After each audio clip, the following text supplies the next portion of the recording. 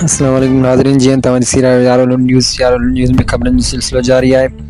Reporter Ali Hasan काज़ी।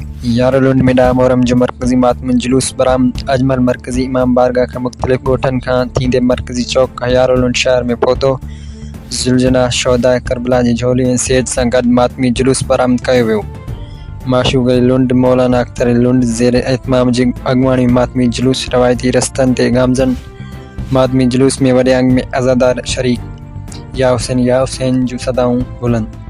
मातमी जुलूस में अज़ादार छुरियुनि ऐं ज़ंजीरनि सां मातम करे नुआ ख़्वानी करे करबला जे शहीदनि खे भेटा पेश करे रहिया आहिनि। मातमी जुलूस में सिक्योरिटी जा इंतिहाई सख़्त इंतज़ाम। यारोलुंड पुलिस DIG ब्रांच समेत कानून लागू कंदड़ इदारनि जा एहलकार मुक़रर। मातमी जुलूस जे रोडनि ते हंधनि थधे पाणी शरबत जूं सबीलूं पिणु क़ाइमु। हर हंधि न्याज़ तक़सीम करण जो सिलसिलो बि जारी। मातमी जुलूस रवायती रस्तनि खां थींदे मरकज़ी इमाम बारगाह यारोलुंड चौक वटि पहुची, जिते मजलिस कई वई।